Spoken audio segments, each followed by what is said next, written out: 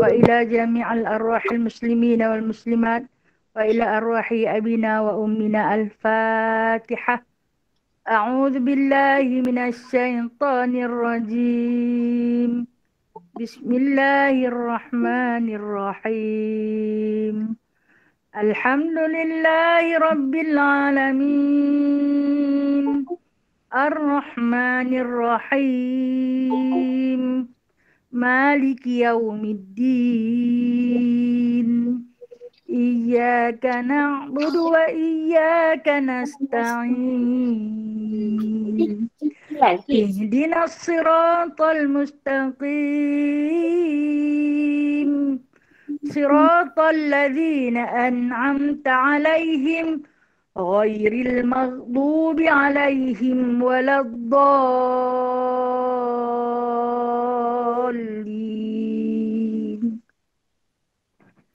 Amin. Kita baca surah Al-Kahf ayat 101 hingga 110. A'udzu billahi minasy syaithanir rajim. الذين كانت أعينهم في غطاء عن ذكري وكانوا لا يستطيعون سمعا. أفحسب الذين كفروا أن يتخذوا عبادي من دوني أولياء إنا أعتدنا جهنم للكافرين نزلا. قل هل ننبئكم بالأخسرين أعمالا الذين ضل سعيهم في الحياة الدنيا وهم يحسبون أنهم يحسنون صنعا. أولئك الذين كفروا بآيات ربهم ولقائه فحبطت أعمالهم فلا نقيم لهم يوم القيامة وزنا. ذلك جزاؤهم جهنم بما كفروا واتخذوا آياتي ورسلي هزوا. إن الذين آمنوا وعملوا الصالحات كانت لهم جنات الفردوس نزلا خالدين فيها لا يبغون عنها حولا. قل لو كان البحر مدادا لكلمات ربي لنفد البحر قبل أن تنفد كلمات ربي ولو جئنا بمثله مددا.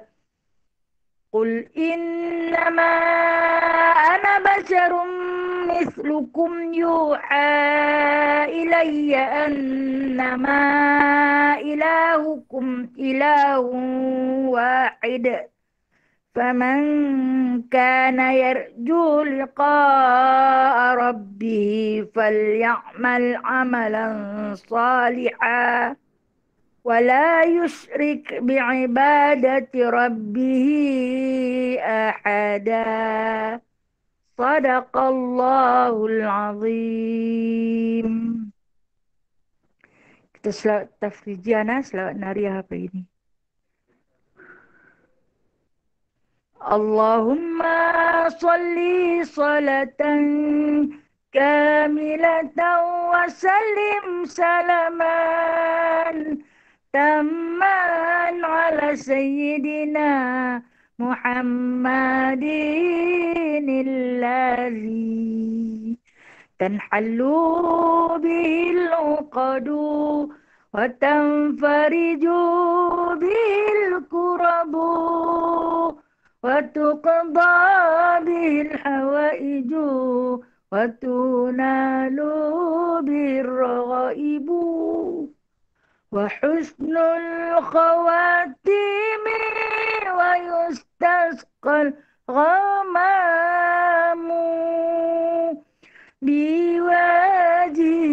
الكريم وعلى آله وصحبه في كل لمحة ونفس بعدد كل معلوم لك برحمتك يا أرحم الراحمين. بسم الله الرحمن الرحيم. رب اشرح لي صدري ويسر لي أمري واحلل عقدة من لساني يفقه قولي. اللهم صل على سيدنا محمد وعلى آل سيدنا محمد كما صليت على سيدنا إبراهيم وعلى آل سيدنا إبراهيم وبارك على سيدنا محمد وعلى آل سيدنا محمد كما باركت على سيدنا إبراهيم وعلى آل سيدنا إبراهيم في العالمين إنك حميد مجيد. ربي يسر ولا تعسر، ربي تم بخير يا كريم. سبحانك لا علم لنا إلا ما علمتنا إنك أنت العليم الحكيم إنك أنت السميع العليم إنك أنت التواب الرحيم. Amma ba'du faya ibadallah. Sahabat-sahabat yang dirahmati Allah sekalian. Alhamdulillah, nikmat yang tak pernah kita lupa. Terus mensyukuri di atas nikmat kesihatan, nikmat iman, nikmat Islam yang telah pun Allah hadiahkan kepada kita. Diberi secara percuma, tanpa apa-apa bayaran, tak kena banyak sewa pun. Alhamdulillah, segala udara yang kita sedut, rongga yang kita gunakan, makanan dan minuman yang kita telan melalui hengkung dan lidahnya, kita tak payah bayar apa-apa pada Allah. Tapi kita tahu benda ni benda pinjam. Benda pinjam. Oleh kerana di atas pinjaman Allah kepada kita yang begitu banyak, nikmat Allah yang begitu luas kepada kita, sebagai tanda syukur kita bawa seluruh anggota kita beribadah. Setiap masa kita nak duduk dalam ibadah, dalam amal soleh yang disebut sebagai amal kebajikan. Apa juga urusan kebaikan, sama ada dunia ataupun urusan akhirat, tetapi dia berbentuk kebaikan, maka ianya dikira amalan soleh. Alhamdulillah, kita nak diri kita sentiasa berada dalam amalan soleh. Kita duduk dalam beribadah, bercakap dalam ibadah, berdiri kita berdiri dalam ibadah, berjalan kita berjalan dalam ibadah. Sebab apa? Sebab nak guna benda pinjam. Benda yang Allah Ta'ala bagi pinjam. Nak balik kepada Allah, membawa anggota-anggota inilah yang kita nak balik. Walau setinggi gunung harta kita, walau selautan emas kepunyaan kita, kita dikafankan nanti hanya beberapa lembaran kain putih dan kapur barus sebagai peneman di sana nanti. Jadi amalan yang kita buat sehari-harian inilah yang akan menjadi peneman kita di sana nanti. InsyaAllah ta'ala. Mudah-mudahan kita digolongkan bersama dengan orang-orang yang beriman. Biasanya kita akan minta doa untuk orang yang mati. Semoga rohnya ditempatkan bersama dengan orang-orang yang beriman. Minta dari hidup lagi, ya Allah. Tempatkanlah aku bersama orang-orang yang beriman. Orang soleh, orang siddiqin. Walau aku tak soleh, ya Allah, aku nak duduk dengan mereka. Walau aku bukan siddiqin, aku nak duduk dengan mereka. Walau aku bukan syuhada, aku nak duduk dengan mereka. Kebaikan yang terdapat pada mereka tempiasnya pada kita. Begitu juga dalam hidup ni, bersahabatlah. Carilah sahabat yang Rasulullah sebut. Jadilah kamu seorang penuntut ilmu. Kalau kamu tak mau jadi orang yang menuntut ilmu, kamu jadilah seorang yang pengajar. Kalau tak mau jadi orang yang pengajar, jadilah orang yang menuntut ilmu. Kalau tak mau jadi orang yang menuntut ilmu, jadilah orang yang mendengar. Kalau tak mau jadi orang yang mendengar, jadilah orang yang kasih akan mendengar. Janganlah sampai tak jadi apa-apa. Jangan jadi nombor 5. Yang tak mau jadi apa-apa. Jadi hantu raya. Alhamdulillah. InsyaAllah, ukhwah muslimah yang dikasihi Allah sekalian, kita akan sambung pengajian kita, iaitu masih di dalam penceritaan kelebihan azan. Yang mana hari ini dia akan membicarakan tentang doa selepas azan. Doa selepas azan ni saya ingat masyhur daripada kita kecil-kecil dulu, rasa boleh hafaz dah. Kita boleh hafaz dah doa ni. Sebab apa? Dia selalu dalam TV dan dalam radio. Bila kita tengok tu kita boleh hafaz. Anak-anak di rumah pun cepat dia dapat kan. Itu pun kalau hak yang selalu pasang lah. Kalau hak yang tak selalu pasang, my channel orang azan dia cepat-cepat kali. Bila budak tu nak boleh menghafal lah. Okay, kita tengok lah. Dan manakala selesai daripada bang atau qamat. Muka surat 81 kitab Jauhar Al-Mahfuz berkenaan dengan fadilat bang lah. Di mana dikatakan manakala selesai daripada bang atau qamat, selesai azan, habis azan, hendaklah mengucap salawat dan salam atas Nabi sallallahu alaihi wasallam. Habis azan tu kita sambung dengan sallallahu alaihi sayyidina Muhammadin wa ala ali sayyidina Muhammad ataupun Allahumma salli ala sayyidina Muhammad wa ala ali sayyidina Muhammad. Habis orang azan tu kita terus sambut dengan selawat dulu, no? Kemudian barulah kita La ilaha illallah Muhammadur Rasulullah sallallahu alaihi wasallam pun boleh macam tu. Dengar habis muazzin azan tu kita terus La ilaha illallah Muhammadur Rasulullah sallallahu alaihi wasallam. Allahumma rabba hadhihi ad-da'wati tammah was-salatil qa'imah ati sayyidina Muhammadan al-wasilata wal fadilah wasyarafa wad darajatal 'aliyata rafi'ah wa ba'athu maqaman mahmudan alladhi wa'adta innaka la tukhliful mi'ad ya arhamar rahimin. Nah, okey, kalau kita tengok di sini yang diletakkan wasyarafu wa darajat aliyat rafi'ah ba'athu maqama mahmud alladhi. Nah, dia tak ada apa, dia tak ada baris dua di atas dal. Maqama mahmuda dengan sebab apa tak boleh baris dua? Sebenarnya maqama mahmudanil ladzi. Tidak. Kan? Tapi dia letak dal ladzi. Kenapa diletakkan dengan dal ladzi? Sebab pada kalimah mahmud itu ada alif lam. Bila ada alif lam, tak payah bubuh tanwin dah di ujung. Jadi, kalaulah kita baca wa ba'ashul maqamal mahmud dal ladzi. Kalau kita baca wa ba'ashul maqama mahmud, tak ada alif lam. Maqama Mahmud Danil Ladzi. Itu beza nah. Beza dia pada segi baris. Kalau kita sebut wa ba'ashul maqama mal, angkat lidah. Wa ba'ashul maqamal Mahmud Ladzi. Okey, beza dia. Kalau kita buang alif lam, wa ba'ashul maqama Mahmud Danil Ladzi. Itu beza. Kedua-duanya adalah sama, cuma dari segi i'rabnya sahaja. I'rabnya nahu lah. Wa'attah. Wa'attah. Kira kan. Subhanallah. Berkesin kah? Ju berkesin kan dekat mikrofon. Allahu Akbar. Kemudian diakhiri dengan ya arhamar rahimin. Wahai Tuhan yang maha memberi rahmat, kita tengok maksud dia ya Allah, Tuhan yang mensyariatkan seruan azan dan yang sempurna dan solat yang akan didirikan. Ini doa doa kita kepada Allah yang telah mensyariatkan seruan azan. Apa maksudnya syariat ni? Perundangkan. Yang telah memperundangkan seruan azan. Allah lah yang memperundangkan. Dan sembahyang yang akan didirikan. Kita ni baru nak sembahyang. Kita mohon kepada Allah, kurniakanlah kepada Nabi Muhammad keutamaan dan kelebihan, kemuliaan dan darjat yang tinggi. Limpahkan kepadanya maqam yang terpuji yang engkau telah janjikan. Kita mohon doa kepada baginda sallallahu alaihi wasallam. Walhal kita tahu baginda sallallahu alaihi wasallam memang kedudukannya yang mulia, yang tinggi, yang terpuji. Dan makamnya, makam yang tinggi dan terpuji. Kita tahu. Kenapa masih lagi kita minta? Kita nak menuntut syafaat baginda sallallahu alaihi wasallam. Kita nak tarik rahmat Allah subhanahu wa ta'ala. Sebab kita akan ke syurga dengan rahmat Allah.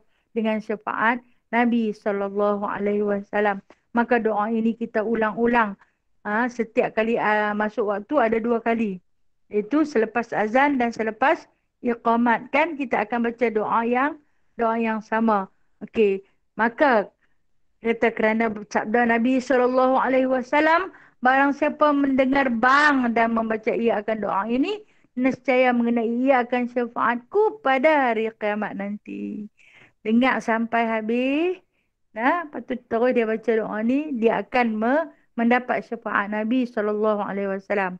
Dan juga dia kata jawab qamat seperti jawab bang juga. Melainkan pada kata qad qamatis salah. Maka dijawabnya dengan kata aqamahallah wa adamaha madamatis samawati wal ard wa ja'alani min salihi ahliha. Okey, mungkin panjang. Kita pula qamat ni jarang-jarang kita jawab biasanya.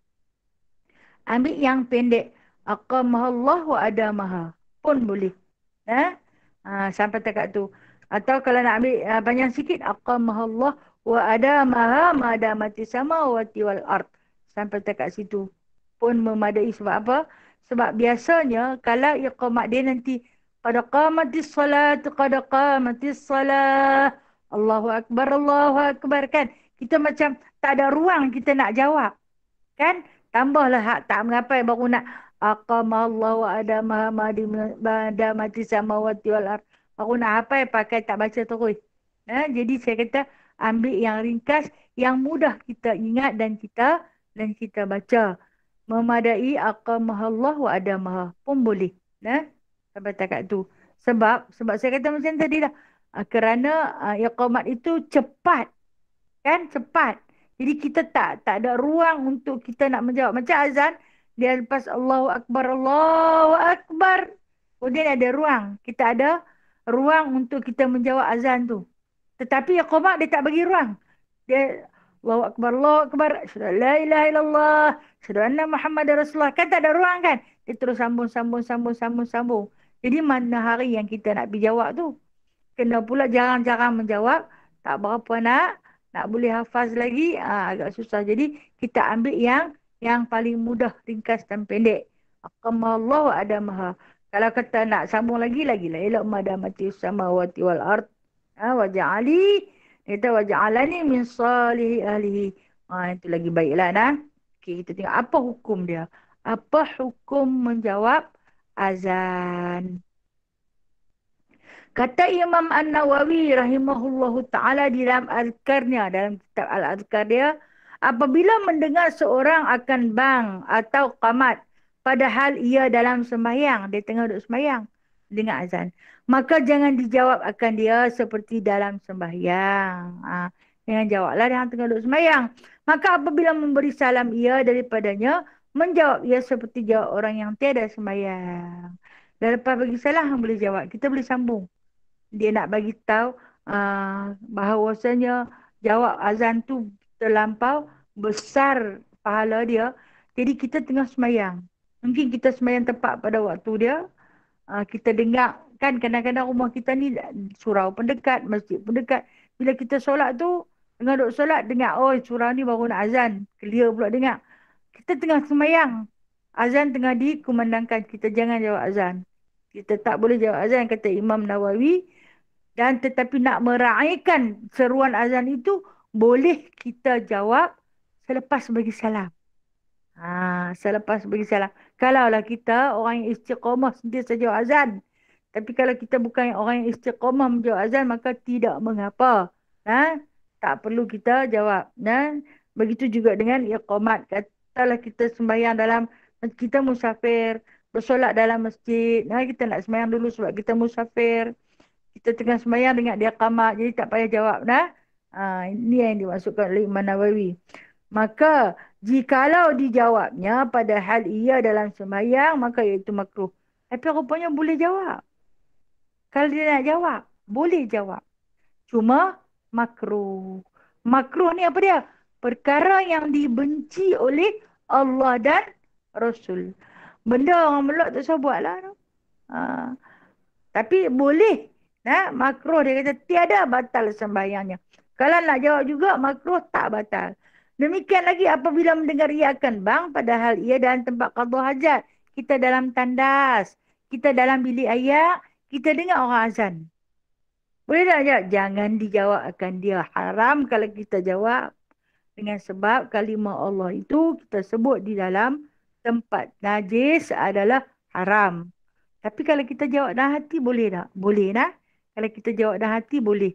Kalau kita lafaz di lidah haram hukumnya.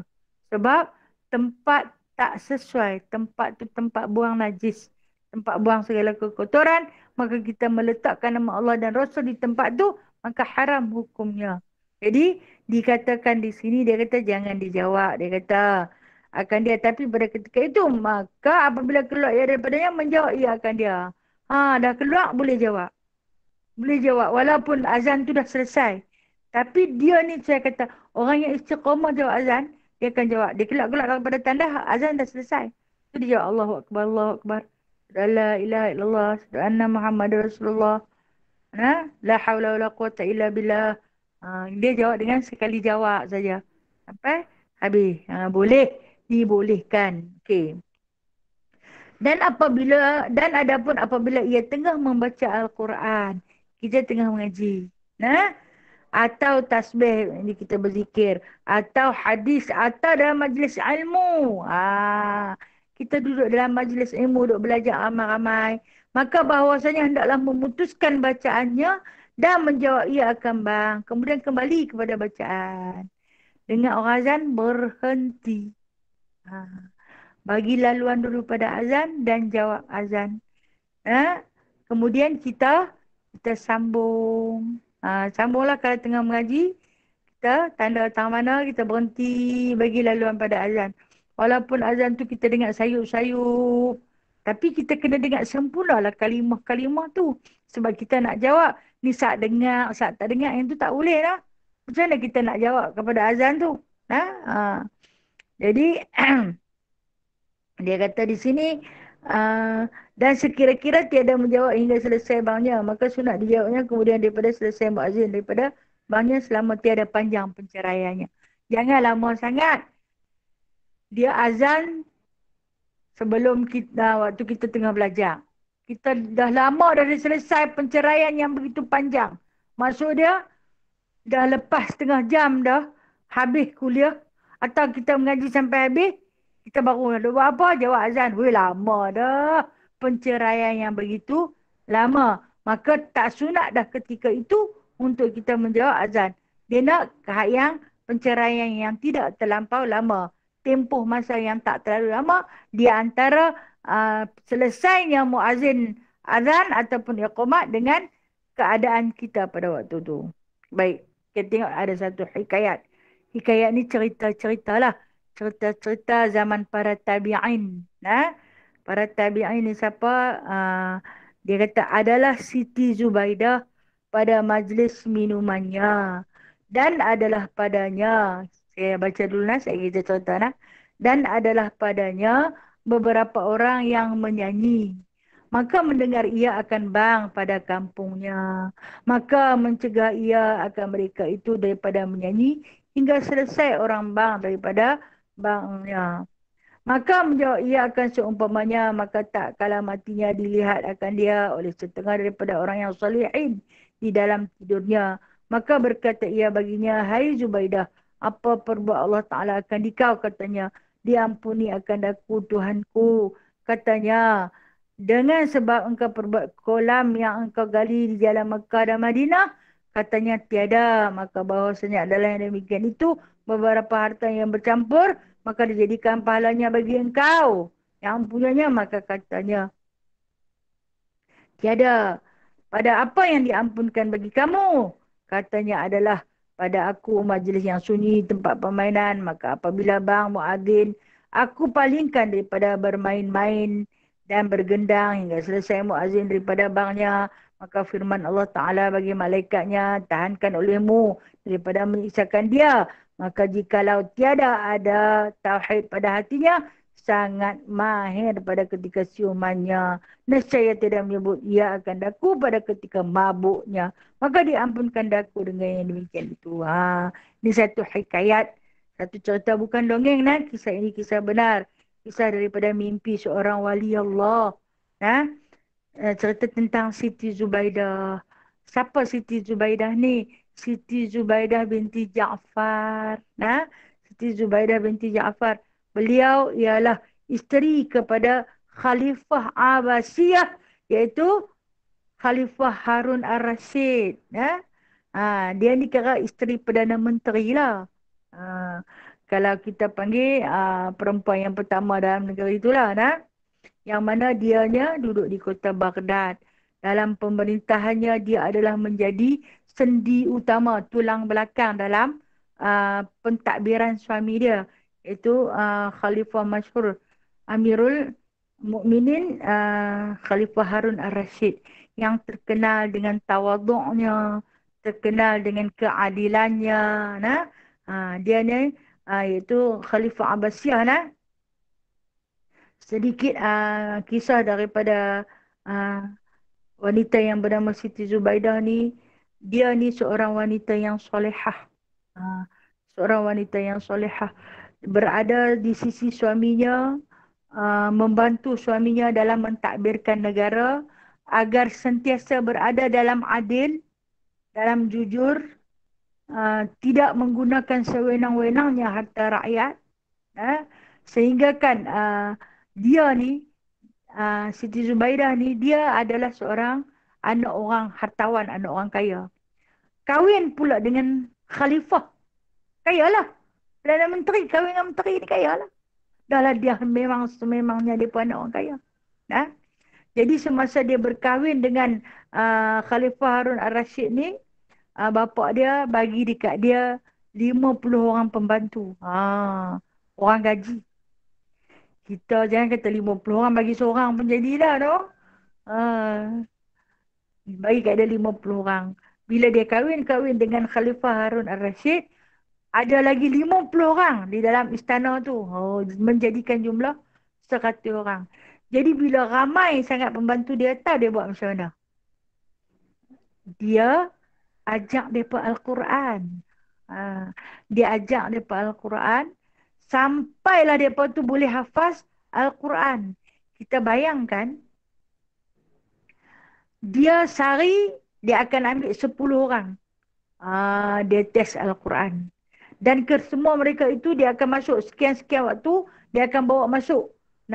Sehari 10 orang masuk time ni. Contoh kata kawan ni sejam. Keluar 10 ni, masuk 10 lain sejam. Macam dia buat bergilir-gilir secara hafazan Al-Quran. 100 orang tu, dia buat 1/10 sejam.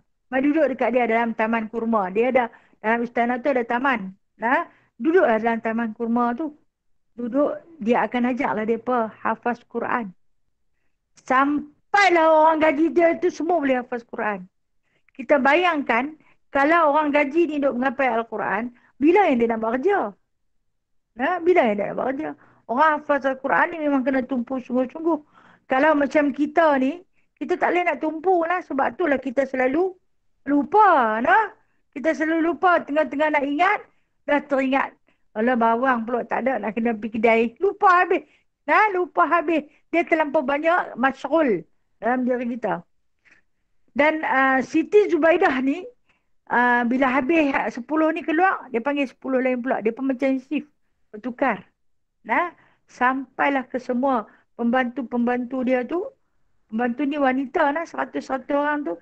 Hingga boleh mereka itu menghafaz Al-Quran. Mana nak dapat?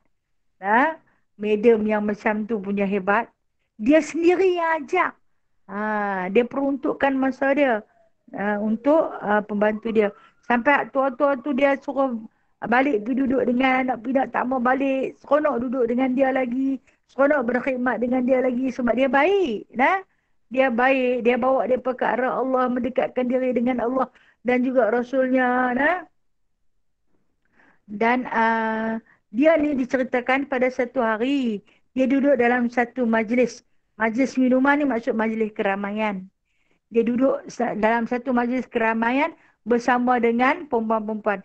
Kita kata mak-mak datin jugalah. Duduk dengan mak-mak datin, termasuklah dengan pembantu-pembantu dia sekali. Dia kurang disedangi oleh kawan-kawan, kita kata geng-geng mak datin. Sebab apa? Sebab dia melayan pembantu dia macam kawan-kawan. Duduk makan sekali di meja hidangan VVIP. Dia ajak pembantu dia duduk sekali. Jadi kurang disenangi. Kerana mereka itu dipandang sebagai darjat rendah. Dia nanti abang dia kata, ni hebat-hebat semua pembantu dia. Semua hafaz Al-Quran. Dia muliakan penghafaz Al-Quran. Dia kata kalau nak tengok itulah mereka sedang membawa Al-Quran dalam dada mereka. Maka muliakanlah mereka sama taraf dengan aku. Jadi dia pun terpaksa lah sebab dia isteri kepada Perdana Menteri. Dia pun tak boleh menidakkan dia. Tapi tak berapa berkenal lah yang tak kenal. Dia bawa mai dah. Dia bawa mai sekali dia ajak. Dia duduk satu meja dengan kita. Memang dia akan buat macam tu. Dia akan buat macam tu.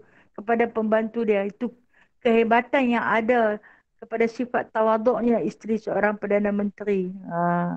Kemudian, dalam majlis minuman tu, kita kata mungkin high tea lah kita panggil. Uh, Masuk waktu dia dengar azan. Dalam majlis tu ada nyanyian. Kalau kata sama-sama perempuan ni, boleh lah nak bernyanyi-nyanyi, nak bertepuk gendang, boleh. Sebab zaman Rasulullah pun, Aisyah pernah jemput kawan-kawan dia pada hari raya, bermain kompang, berqasidah. Dan apabila Rasulullah masuk dalam rumah tu, dia pun berhenti. Berhenti Rasulullah buat isyarat teruskan. Saidina Abu Bakar marah kepada Aisyah, awaklah buat masuk main semua-semua ni dalam rumah Rasulullah. Rasulullah kata tak apa. Mereka sama-sama perempuan tak apa. Macam kita dah buat majlis kita tu. Tak mengapa. Hiburan itu perlu. Islam tu taklah zalim kan. Dan kemudian dia dengarlah azan. Apabila dia dengar azan itu dilaungkan, dia suruh berhenti. Dia bagi isyarat berhenti saat. Sebab azan memuliakan seruan azan yang sedang dilaungkan. Lalu dia bagi isyarat lah kepada semua yang ada dalam majlis tu. Isteri Perdana Menteri bila dia bagi arahan, semua akan ikut. Semua akan ikut. Berhentilah majlis tu. Itu di antara kelebihan dia. Maka bila selesai majlis tu, sambunglah. Apa nak menyanyi sampai azan pula. Saat ni pun menyanyi pula. Okey. Maka tak kalah matinya dilihat akan dia oleh setengah daripada orang yang solehin di dalam tidurnya. Okey. Maksud di sini setengah orang yang solehin dalam tidurnya ini wali Allah. Di dalam satu riwayat menceritakan yang jumpa dia dalam mimpi ni anak dia. Dia berkahwin dengan Khalifah Harun Ar-Rasyid. Harun Ar-Rasyid dikurniakan hanya seorang anak bernama Al-Amin. Anak dia seorang je, nama Al-Amin. Bila mana wafatnya Khalifah Harun Ar-Rasyid, Al-Amin ni nak jadi Perdana Menteri menggantikan tempat ayah dia. Pun soleh juga. Soleh juga. Jadi dalam riwayat mengatakan Amin ni yang tidur bermimpi jumpa dengan roh mak dia. Dia jumpa dengan roh mak dia. Dia kata mak dia ni duduk di dalam satu singgasana, satu istana yang hijau warna dia. Cantik dalam hamparan permaidani yang tebal, dalam taman yang indah, dalam penuh kenikmatan, duduk dalam tempat yang cantik, dikelilingi oleh anak-anak bidadari yang cantik-cantik, yang mana dia kata wa idza ra'aitahum ra'aita samma na'iman wa mulkan kabira, hasibtahum lu'lu'an mansura, kata Allah.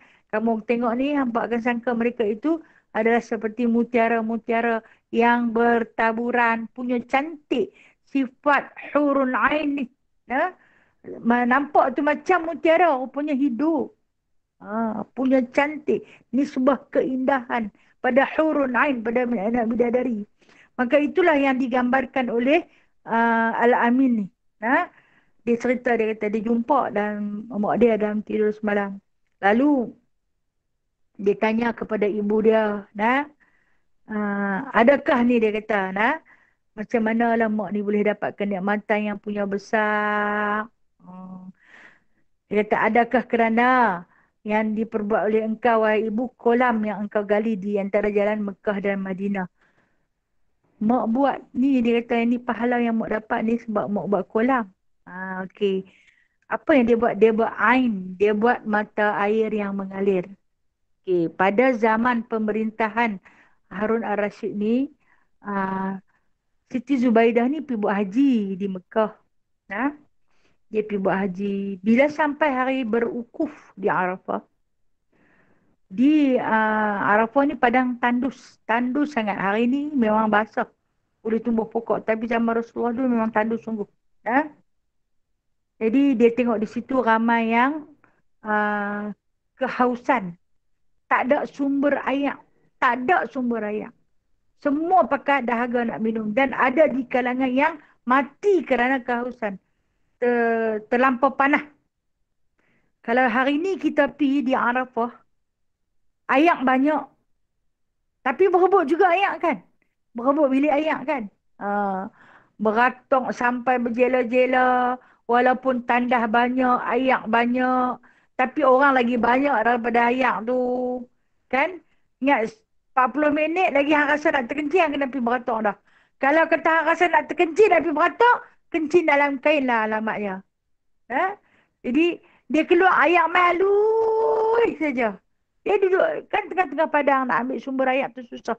Jadi, Siti Zubaidah ni menyaksikan betapa susah periknya jemaah-jemaah haji yang ketika itu berada di dalam kemuncak ibadah haji. Ukhuh ni adalah kemuncak ibadah haji. Dalam keadaan haus yang teramat sangat. Ada yang mati dalam kehausan. Ha? Jadi dia pun fikir, dia kata dia nak kena buat lah. Dia nak kena buat satu benda. Dia ni kan saya kata, dia nak orang kaya. Dia ambil duit dia. Duit simpanan dia. Dia buat tali ayak. Yang disebut dalam ni, yang dia kata kolam tu. Dia buat tali ayak. Sampai hari ni masih disimpan kesan sejarah yang disebut dengan nama Ain Zubaidah. Ha? Dia cari sumber air yang sebenar daripada mana-mana wadi. Nah, yang mana disebutkan sejauh 10 batu. Masa tu bukan ada paip. Paip PBA, paip PVC tak ada. Nak tarik mai, tak ada. Tapi dia nak kena upah orang buat. Nah. Dia belah bukit. Dia upah orang lah. Bukan kata dia yang buat. Dia upah orang. Membelah bukit sejauh 10 batu untuk nak bawa daripada sumber mata air. Nak bawa mai ke padang Arafah ni.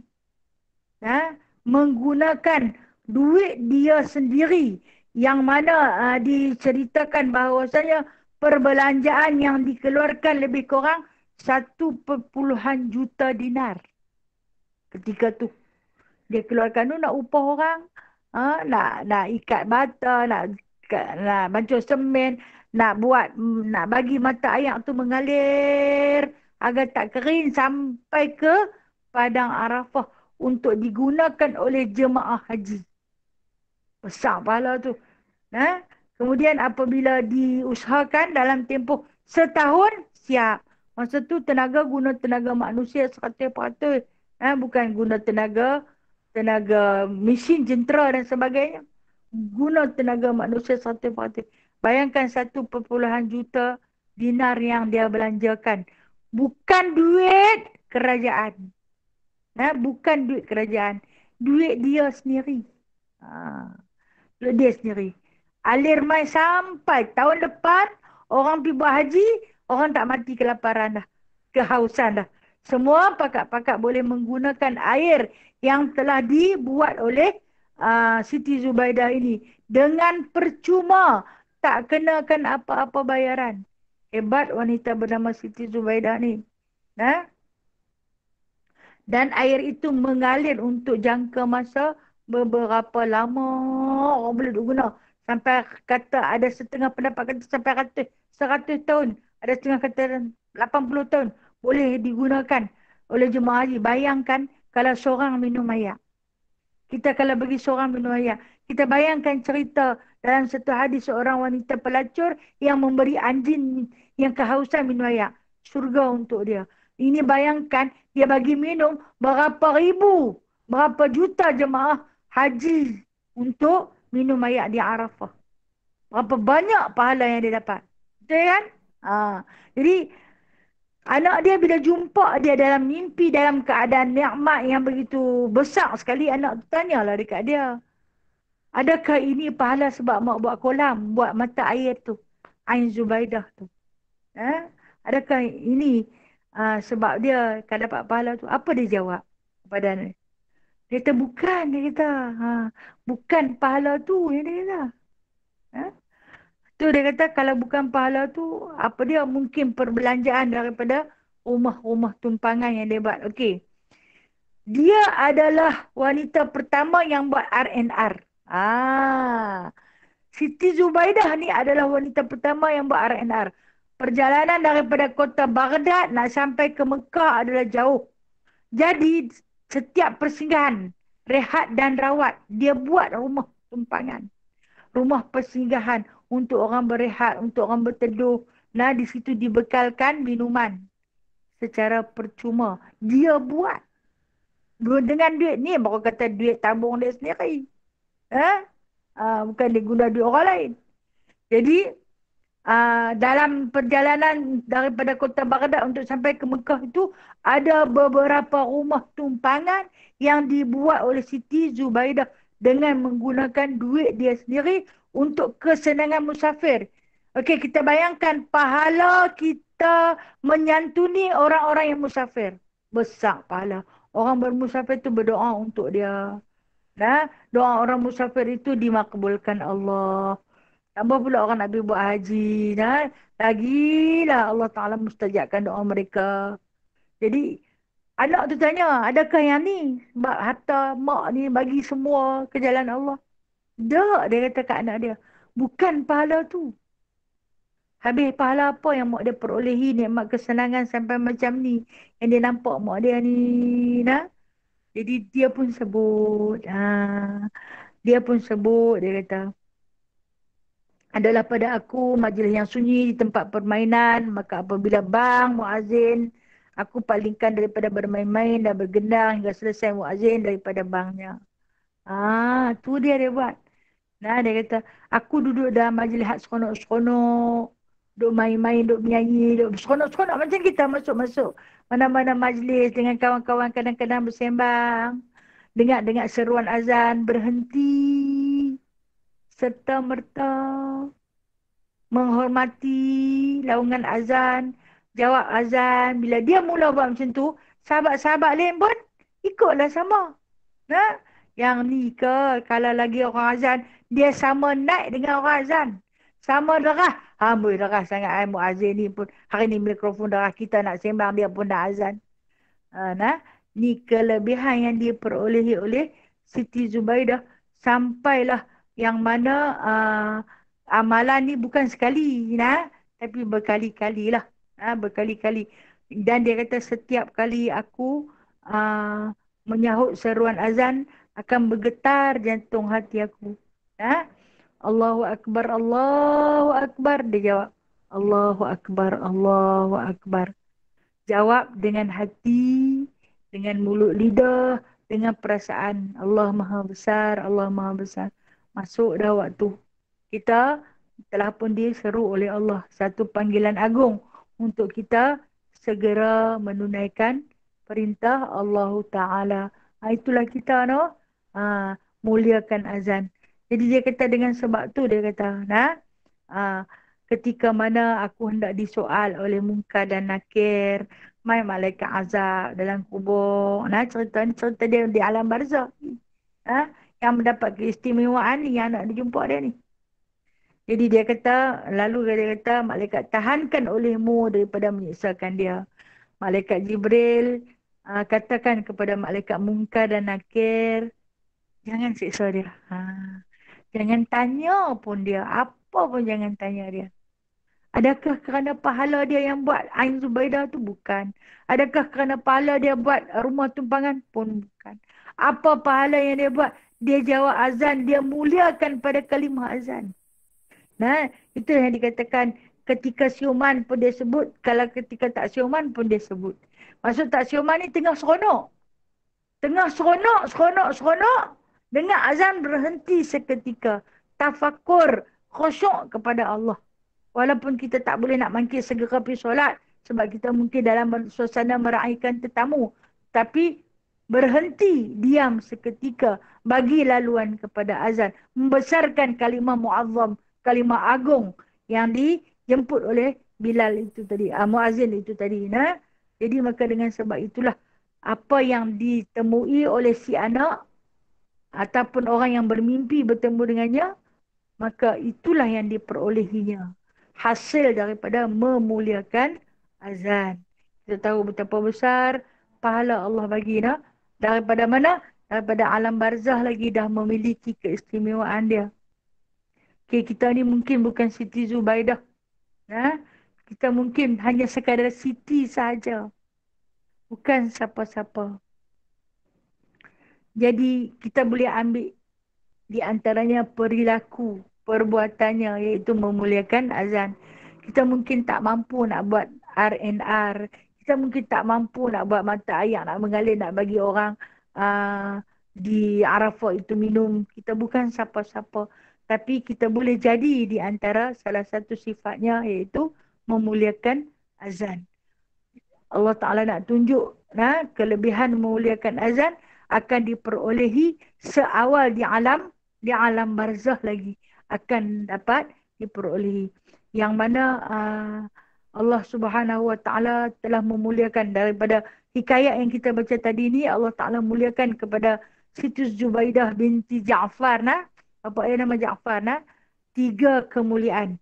3 kelebihan dalam hayat dia. Pertama, kemuliaan dan kelebihan yang terdapat yang selalu dicemburui oleh wanita-wanita ketika itu adalah kecantikan yang mempesonakan. Dia cukup cantik. Kulit dia putih, halus macam kapas. Bukan sekadar cantik rupa paras. Budi pekerti dia pun cantik. Pemurahnya luar biasa. Itu kelebihan pertama. Bahkan dia tak pernah buka hijab muka ni. Dia tutup muka sampai habis. Tak boleh. Mata dia pun orang lelaki tak boleh tengok. Punya cantik. Jadi segenap apa yang Allah Ta'ala bagi kepada itu cantik belaka. Mata dia, hidung, mulut dia, kulit dia semua cantik. Maka dia akan tutup perhabis. Kecuali pada ketika mana dia ihram. Baru orang tengok, orang kata memang cantik sungguh. Lelaki tak berani bertentang mata dengan dia. Punya serak dah. Kita ni orang tengok biji mata pun kuning-kuning dah. Yang putih pun jadi kuning dah. Yang hitam pun makin nak kelabu. Selaput tutup habis dah. Kan? Allah, tak manalah kita ni ya Allah. Nak dibandingkan dengan Siti Zubaidah ni, sikit pun tak ada. Sikit pun tak ada. Allah, Allah. Itu kelebihan pertama yang Allah Ta'ala bagi. Kelebihan yang kedua, yang mana Allah Ta'ala bagi kat dia, dia memiliki harta yang banyak. Dah harta banyak. Kemudian, yang ketiga, pemurah. Cantik, kaya, pemurah. Susah nak dapat tu. Kita kata ni pakej lengkap lah yang dia miliki. Cantik, kaya dan pemurah. Tak gerkut. Ada ramai orang cantik dan kaya tapi kedekut. Ni dia dah. Kemudian satu lagi apa yang tak disebut. Suami dia khalifah, mati suami, anak pula nak jadi khalifah. Suami pun Perdana Menteri, anak pun nak jadi Perdana Menteri. Dia wanita yang hebat yang duduk di tengah-tengah. Tapi dia tak pernah lupa diri dia. Siapa dia? Daripada mana dia datang? Ke mana dia akan kembali? Itulah Siti Zubaidah. Orang tanya siapa dia Siti Zubaidah ni? Siti Zubaidah tu terkenal dengan Ain Zubaidahnya. Dia terkenal pada zaman tu, memang orang cukup kenal. Bayangkan kalau zaman tu dia boleh belanjakan 1.5 juta dinar. Bayangkan. Kita ni ringgit pun tak mampu walhal ringgit Malaysia kalau nak dibandingkan dengan dinar. 1 dinar kalau kata dengan ringgit Malaysia ni lebih kurang dalam dinar kecil lah. Dinar yang rendah ni lebih kurang dalam 250. 1 dinar bersama dengan 250 ringgit Malaysia. Manalah makcik nak pergi cari, no? Okey. Saya kata kita mungkin tak boleh jadi Siti Zubaidah pada keseluruhannya. Ambil yang satu dia kata. Aku duduk berteleku dalam tempat yang indah dalam tilam, atas tilam yang empuk. Dalam suasana yang bahagia. Bertemankan anak-anak bidadari seperti Lu'lu' ini dia kata. Adalah kerana memuliakan azan. Memuliakan. Jadi boleh dah nak jadi Siti Zubaidah? Boleh. Boleh jadi. InsyaAllah. InsyaAllah. Okey. Kemudian kita sambung. Tiga di bawah naungan arash. Ini janji Allah. Tiga golongan yang akan berada di bawah naungan arash. Salasatun fi zillil arshi yawma la zilla illa zilluh. Imamun adil wa muadzin hafiz wa qari'ul qur'ani yaqra'u fi kulli laylatin ma'atai ayah. Tiga orang di dalam naungan arash. Pada hari tiada bayang-bayang melainkan bayang-bayang arash. Hari apa ni? Hari akhirat, hari kiamat. Hari kiamat orang yang akan duduk di bawah naungan. Naungan ni apa? Zilal. Zilal ni teduhan arash. Arash ni adalah satu kerajaan Allah yang maha besar. Tapi ada 7 golongan dan itu golongan asing. Ni golongan yang satu lagi. 3 golongan yang Nabi nak sebut ni akan duduk pada hari yang siapa pun tak boleh duduk di bawah teduhan. Siapa dia? Imam yang adil. Imam ni siapa dia? Pemimpin. Pemimpin yang adil. Bukan untuk imam duduk sembahyang waktu tu dah. Pemimpin yang adil. Kemudian yang kedua, tukang azan. Tukang azan. Pahala dia besar yang memeliharakan banknya. Sentiasa jaga waktu dia. Dia ada tanggungjawab. Ketiga orang yang membaca Al-Quran pada setiap malam 200 ayat. Satu malam baca Quran 200 ayat. Saat kita tengok macam mana nak baca bagi cukup 200 ni. Kita baca surah Mulk baru ada 30. Campur sekali lagi dengan 3 kul, campur pergi campur main tak cukup juga. Macam mana nak bagi cukup ni? Kita tengok. Kata Syekh Abdul Qadir Al-Jalani, sunat bahawa jangan tidur hingga dibaca 300 ayat. Uish, lagi tinggi naik. Tadi hadis Rasulullah kata, mi'atai ayah. Mi'atai ayah ni 200. Syekh Abdul Qadir Jalani kata 300 pula.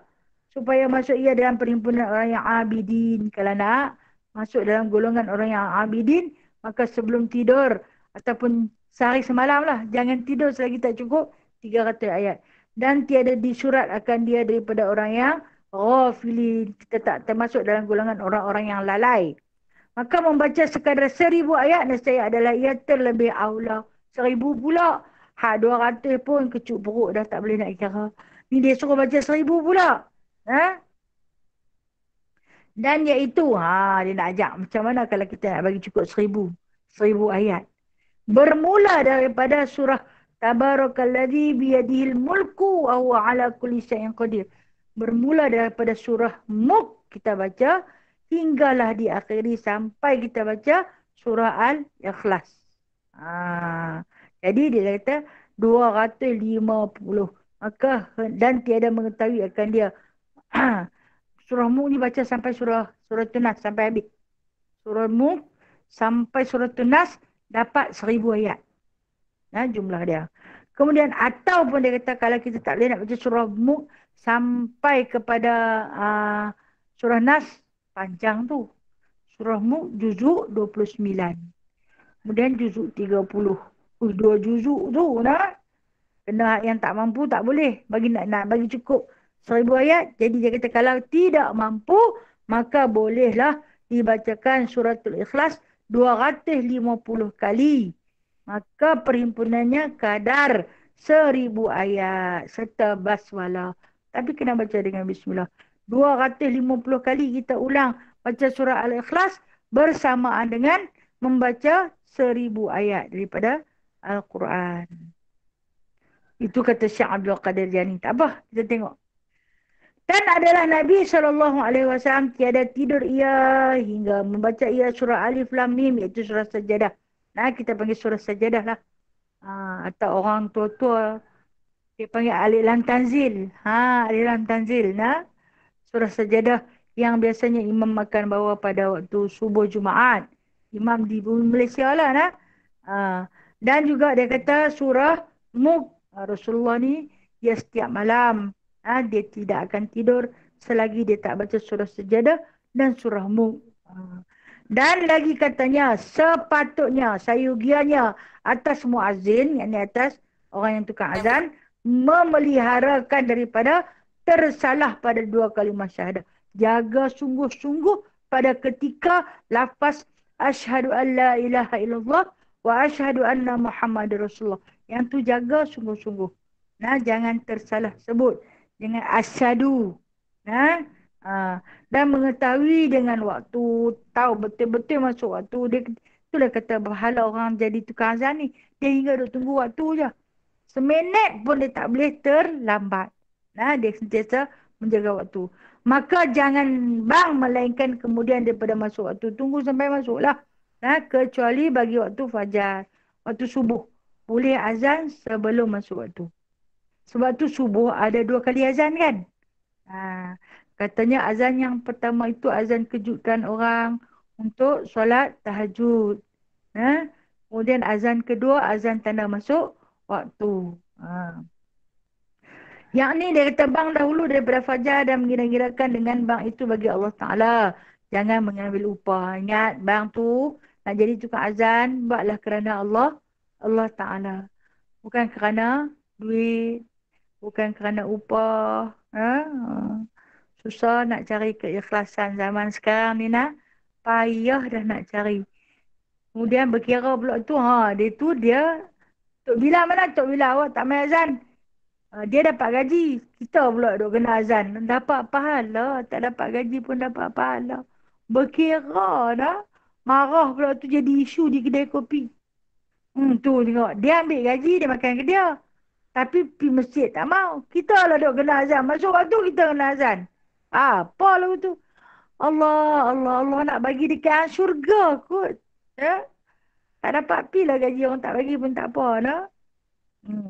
Dan berhadapkan kiblat. Ini sunat lah. Sunat kita nak azan menghadap arah kiblat. Dengan mukanya pada takbir. Dan 2 kalimah syahadah. Dan berpaling dengan mukanya ke kanan dan ke kiri. Pada kalimah hayya alal falah dan hayya alal salah. Kan waktu azan. Macam hayya alal falah. Kali di sebelah kanan. Hayya alal falah 2 kali. Hayya alal salah. Kemudian hayya ala falah. Maaf saya tersilap nah. Hayya ala solah sebelah kanan 2 kali. Dan hayya ala falah sebelah kiri 2 kali. Hayya ala semua menghadap arah kiblat. Dan apabila bang maghrib hendaklah duduk sedikit antara bang dan qamat dan makruh bagi okey. Kalau kata orang yang azan maghrib ni lepas habis dia azan maghrib duduk sat. Jangan lama-lama. Sebab di antara maghrib ni, di antara waktu yang paling pendek adalah waktu maghrib. Jadi jangan lama-lama. Kemudian duduk sat, bangkit, sambung dengan iqamat.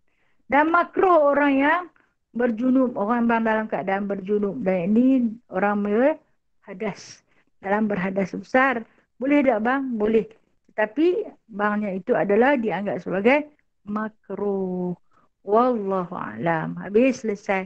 Dengan izin Allah Ta'ala selesai kita diakhirinya bab kita ini dengan kisah daripada Siti Zubaidah. Alhamdulillah.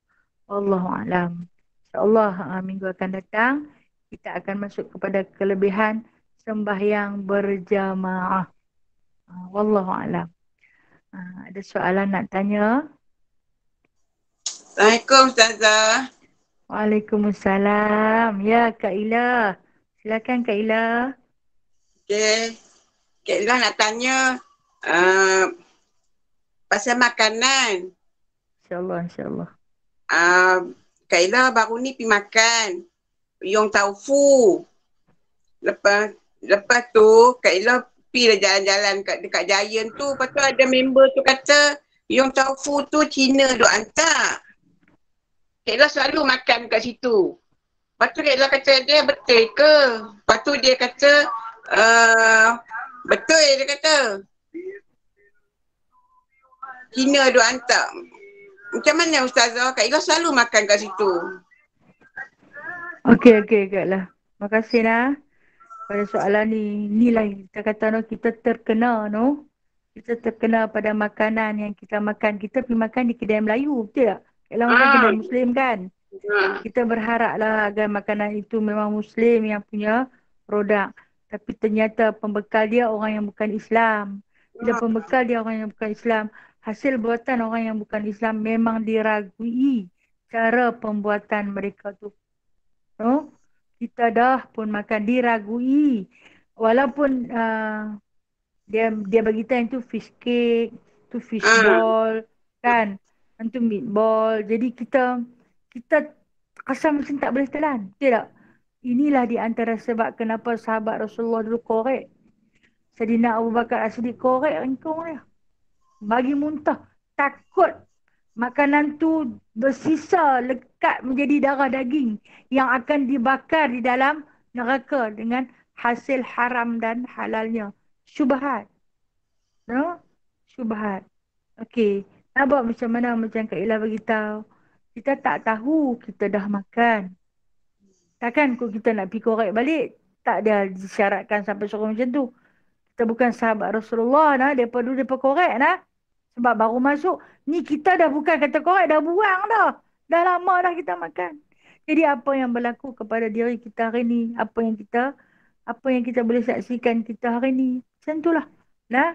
Jadi macam mana kita nak buat. Benda ni dah lama dah kita makan. Bukan kata kita berniat nak pergi makan benda tu yang tak halal. Tapi kita ingat kita pergi kedai tu kedai Muslim. Kita yakin benda tu hasil buatan orang Islam. Jadi kita makan tanpa rasa ragu-ragu. Tapi bila tahu kata perkara yang sebenar, terus rasa tak seronok. Terus rasa. Tapi nak buat macam mana benda dah masuk. Benda dah masuk bukan nak beli korek buat keluar dah. Apa yang patut kita buat? Inilah yang dikatakan kita ni kan kena sentiasa beristighfar. Minta ampun pada Allah Ta'ala. Kita tak boleh nak pisayat isi kita buang. Nak boleh perai darah kita buang. Dia dah bercampur menjadi darah daging dengan kita. Dah sebati. Kenapa hati kita semakin hitam dan beku? Inilah di antara penyebabnya. Saya tak fokus perkataan ini kepada Kak Ila seorang. Termasuk diri saya sendiri dan semua sahabat-sahabat yang ada dalam ni. Kita semua memang pernah terjebak dalam permasalahan yang sedemikian. Sebab kita memang dia kata benda ni benda halal yang kita makan. Halal, kita terima halal. Tetapi mungkin cara pembuatannya, pengurusannya, kan? Basuhan dagingnya, basuhan ikannya, Allah, kan? Yang itulah yang membuatkan hati kita semakin keras. Kita nak fikir awak lah solat kita ni yang tak khusyuknya, no? Hati kita yang gelisahnya. Salah satu di antara puncanya.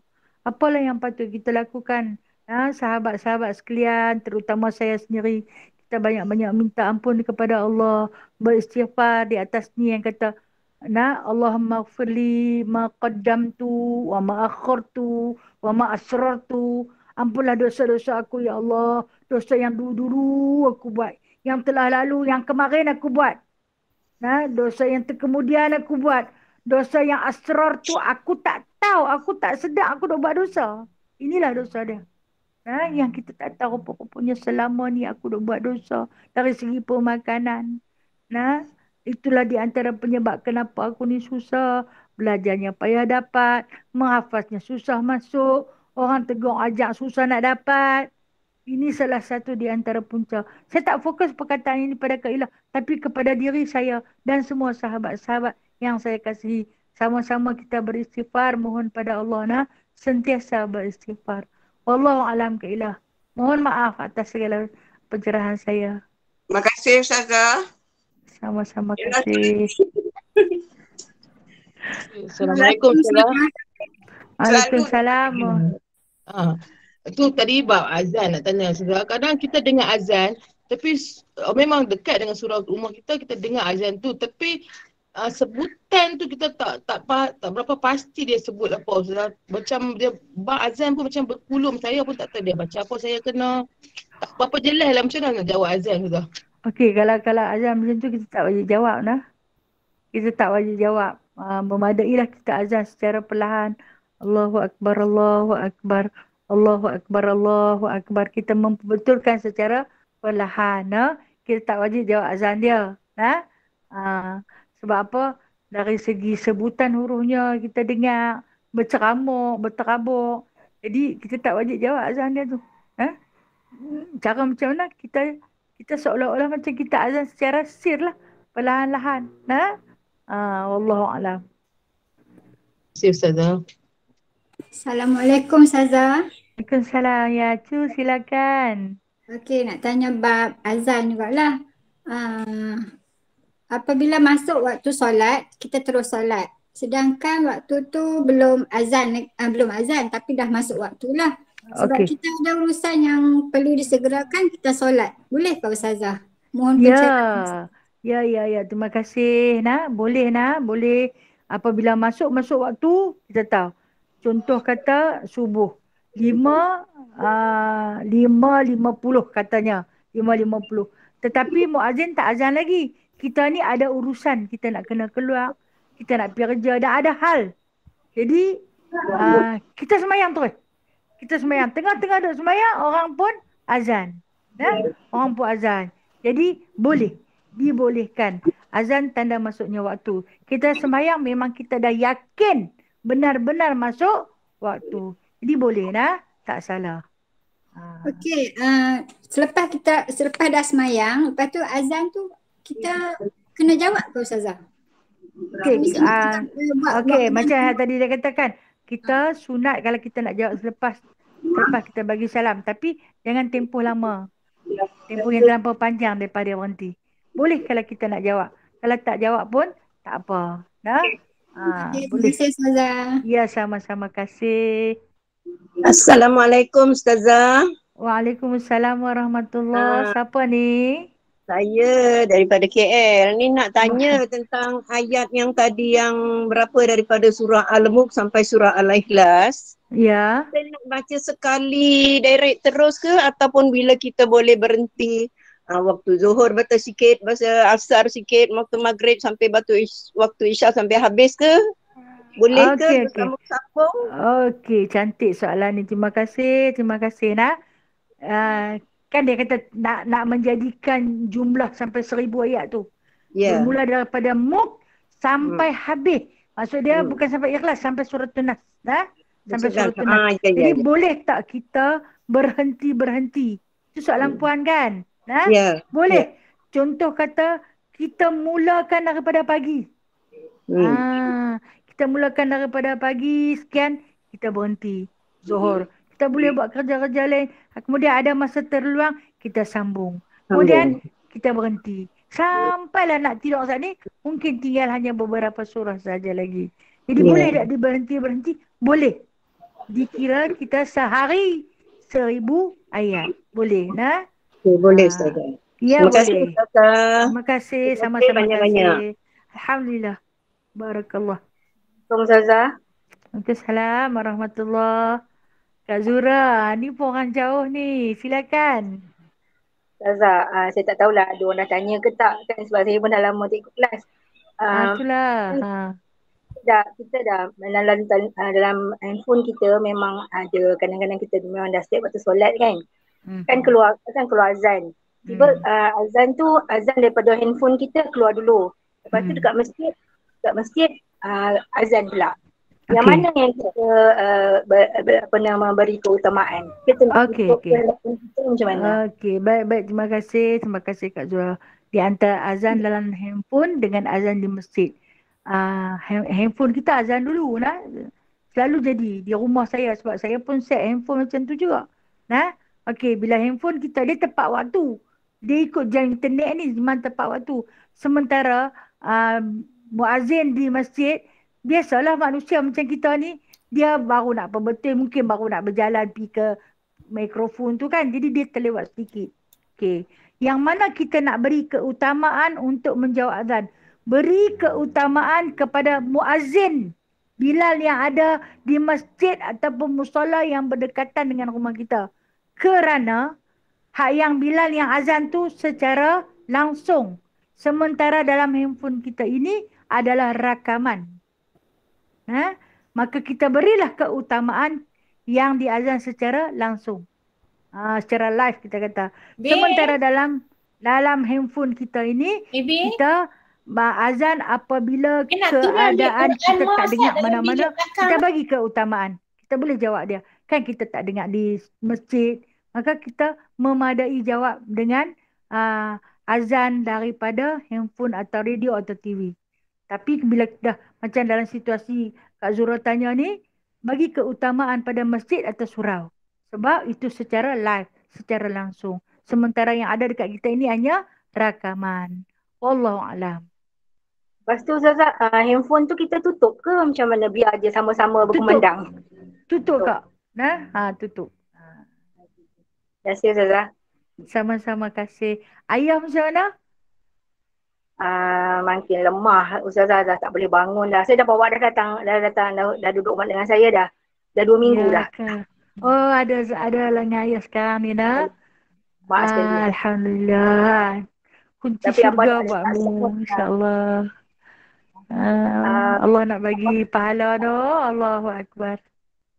Doakan saya Ustazah. InsyaAllah Kak Zura kuat. InsyaAllah Kak Zura kuat. InsyaAllah. Terima kasih. Sama-sama.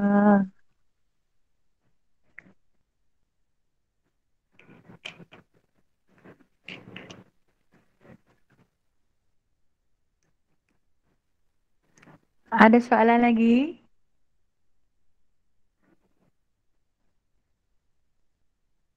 Assalamualaikum. Waalaikumsalam warahmatullahi Ju. Silakan. Sihat Ju? Akhirina. Sihat. Ustazah, soalan tentang tadi Kak Ridayah tanya tu yang kita boleh baca start daripada Al-Mulk kan? Baca sekerat-sekerat tu kan? Okey. Okey, kita nanti ambil masa mungkin dalam masa 1 hari lah kan? Okey. Tapi kita start daripada kata petang ataupun malam tu boleh kan? Pasal kita baca Al-Mulk malam. Ya. Jadi kita boleh. baca malam, so lepas tu, lepas subuh, lepas zuhur, apa semua. Sebelum asar kita habiskan satu tu lah kira sampai yang Ustazah kata yang sepatutnya tu kan? Okey. Tetapi daripada kalam kitab yang kita baca tu, dia kata jangan tidur. Oh, sebelum jangan. Sebelum kamu habiskan 1000 ayat. Maknanya tak jangan boleh tidur. Maknanya kita daripada subuh kita bermula. Sampailah nak tidur saat ni. Jadi bila kita bermula daripada malam, sebab kita nak meraihkan Mulk, sebab Rasulullah bawa surah Mulk. Okey? Kita ambil. Jadi dia tak ni, kita dah tidur lah, tak cukup dah 1000. Itu kata Syekh Abdul Qadir Jalani kan. Okey, dia seorang wali. Syekh Abdul Qadir Jalani ni seorang wali Allah. Dia memang beramal macam tu. Okey, yang bawah daripada kalam kitab kita tadi, kita jumpa kan Rasulullah. Dia takkan tidur selagi tak baca surah Sajadah dengan surah Mulk. Jadi kita tak mampu nak jadi macam Syekh Abdul Qadir Jalani. Rasulullah dia tak ajak kita sampai teruk-teruk tu. Rasulullah tu kan penyayang. Rauf. Baik sangat. Dia ajak kita 2 surah tu saja. Surah Mulk dan surah Sajadah. Surah Sajadah ada 30 ayat. Surah Mulk ada 30 ayat. Jadi 60 ayat. Kita boleh baca 2 surah tu. Katalah kalau kita hafaz kedua-dua surah tu, tarik selimut siap dah pun tak apa. Duduk atas katil tu, baca saja. Tak semestinya kita duduk, kita buka Quran, katalah kalau kita boleh hafaz. Kita boleh duduk atas katil. Tarik selimut siap dah. Tak tutup aurat pun tak apa, kan? Duduk atas bantai. Dan habis 10 ayat, padam. Okey. Wallahualam. Terima kasih Ustazah, faham. Ya, sama-sama, insyaAllah.